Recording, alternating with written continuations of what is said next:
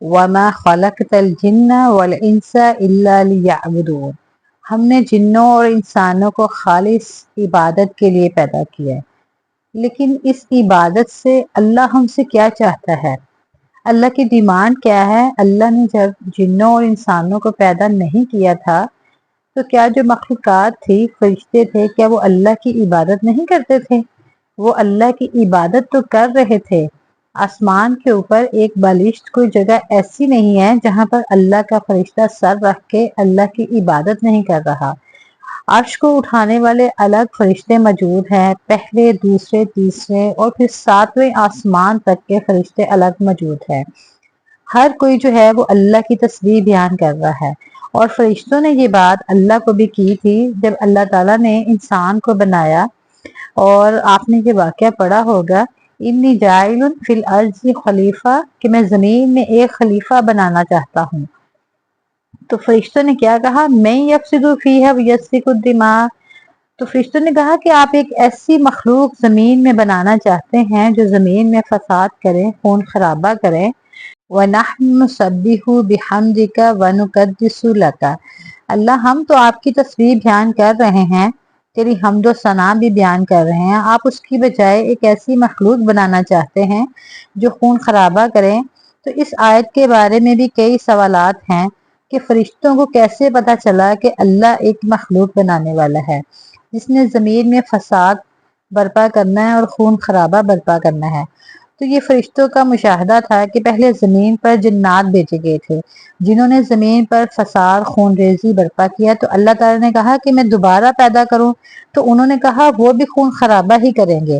تو فرشتوں کا اندازہ بھی درست تھا، اور اللہ تعالیٰ جو چاہتے ہیں وہ بھی درست تھا۔ بات اگر ہمیں سمجھ آ جائے تو ہماری زندگی کا جو مقصد حیات ہے، جو انسان کی زندگی کا مقصد ہے، جو دنیا میں ہمارے آنے کا مقصد ہے، وہ سمجھ آ جائے۔ اس بات کو اگر ہم کھول کر بیان کریں تو آپ کو سمجھ آئے گی کہ فرشتے صرف اللہ کی تسبیح بیان نہیں کرتے، بلکہ قرآن میں ہے وَالنَّجْمُ وَالشَّجَرُ يَسْجُدَانِ، ایک تو نجم ستارے کو کہتے ہیں، لیکن یہ جو درخت آپ دیکھتے ہیں جیسے جیسے بڑھتے جاتے ہیں ان کی شاخیں جھکتی چلی جاتی ہیں اور پھل جو ہے وہ نیچے آتے جاتے ہیں۔ تو گویا میں اور آپ یہ نہیں جانتے، لیکن قرآن کہتا ہے کہ یہ بھی جھک جھک کر اپنے رب کی حمد و ثنا کرتے ہیں اور اپنے رب کو سجدہ کر رہے ہوتے ہیں۔ اور پھر نجم کا جو دوسرا معنی قرآن میں یہ بھی ہے کہ ایک تو درخت، ایک وہ بیلیں جن کے تنے نہیں ہوتے، وہ بھی جب بڑھتے ہیں اور ان کی بالیاں بھی بڑھتی ہیں، وہ بھی پھل لگاتے ہیں، وہ بھی اللہ کی بارگاہ میں سجدہ کرتے ہیں۔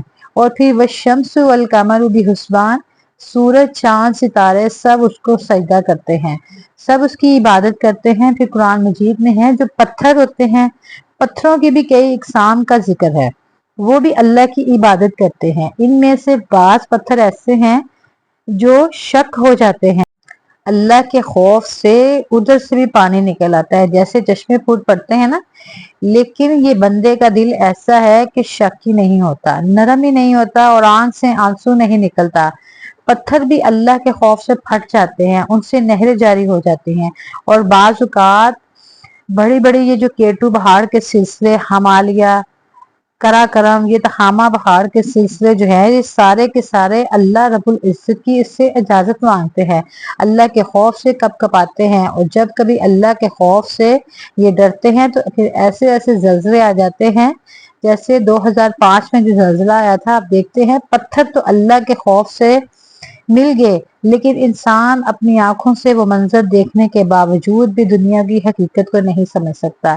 اصل بات یہ ہے کہ اگر ہر مخلوق اللہ ہی کی عبادت کرتی ہے، قرآن کہتا ہے سورج نکلتا ہے، غروب ہوتا ہے اللہ کے حکم سے، ہر لمحہ آپ کو پتا ہے کہ سورج کہیں نہ کہیں طلوع ہو رہا ہے، تو ہر وقت گویا ہر وقت وہ اللہ کی اجازت سے طلوع اور غروب ہوتا ہے۔ اللہ کو وہ سجدے کر رہے ہیں، تو پھر اللہ نے انسان کو کیوں بنایا؟ اللہ نے تو انسان کو صرف اور صرف اپنی عبادت کے لیے پیدا کیا، تو عبادت کرنے والی مخلوقات کے اللہ کے پاس کم تھی؟ تو پھر اللہ تعالیٰ نے انسانوں اور جنوں کو ہی کیوں چنا اپنی عبادت کے لیے؟ جو مقصد حیات ہے، جو انسان کی زندگی کا مقصد ہے، اگر آپ کو اور مجھے یہ سمجھ آ جائے تو زندگی بدل جائے۔ اور وہ کیا ہے کہ اللہ تعالیٰ چاہتا تھا کہ فرشتے بھی عبادت کرتے رہیں. ہر چیز، سورج، چاند، ستارے، چرند پرند، پہاڑ، گویا کہ ہر چیز جو ہے وہ اللہ کی عبادت میں مشغول ہے. لیکن اللہ ایک ایسی مخلوق بنانا چاہتا تھا جن کو اللہ تعالیٰ آزادی بھی دے. یہ ساری کی ساری مخلوقات اللہ کی عبادت کر رہی ہیں، لیکن ان کے اوپر عبادت کے علاوہ کچھ چارہ کار نہیں. ان کو اللہ نے دو راستے نہیں دکھلائے. ان کو اللہ نے نیکی کا راستہ دکھلایا، عبادت کا راستہ دکھلایا. انہوں نے دیکھا ہی عبادت کا راستہ ہے، انہیں پتہ ہی نہیں کہ اللہ کی نافرمانی کیا چیز ہوتی ہے. حتیٰ کہ انسان کے رونگٹے کھڑے ہو جاتے ہیں. نبی صلی اللہ علیہ وسلم کے پاس ایک بندہ آیا اور اس نے کہا کہ یہ ایک بیل دوڑا رہا تھا اور بیل نے پیچھے مڑ کر دیکھا اور وہ اس سے انسانی زبان میں ہم کلام ہونے لگا کہ مجھے اللہ تعالیٰ نے کھیتی باڑی کے لیے پیدا کیا ہے، دوڑنے کے لیے پیدا نہیں کیا. یعنی کہ جانوروں کو اپنی تخلیق کا مقصد معلوم ہے. تو نبی صلی اللہ علیہ وسلم نے کہا کہ تو سچ بولتا ہے. اسی طرح ایک اور صحابی نبی صلی اللہ علیہ وسلم کے پاس آئے اور کہنے لگا کہ ایک بھیڑیے نے بکری کو پکڑا اور میں نے بکری کو کھینچا تو بھیڑیے نے مجھ سے کہا کہ وہ دن بھی یاد رکھنا جس دن میں بکریوں کا شکار کروں گا اور کوئی مجھے روکنے والا نہیں ہوگا. اور اس نے کہا کہ جا، مدینہ کے اندر ایک نبی آ چکا ہے جو دین کی باتیں بتلاتا ہے اور جانوروں کو یعنی کہ اپنی تخلیق کی مقصد کا پتہ ہے. اور دوسرا بھیڑیا جس کو نبوت اور رسالت کا ادراک موجود ہے. نبی صلی اللہ علیہ وسلم نے صحابی کی بات سن کر کہا کہ تو سچ بولتا ہے. ان ساری احادیث کا مطلب کیا ہے؟ یہ واحد دو مخلوقات ہیں کہ اللہ تعالیٰ نے ان کو اختیار بھی دیا ہے، آزادی بھی دی ہے، آپشن بھی دیے، اچھے اور برے میں سے چننے کا اختیار نہیں دیا.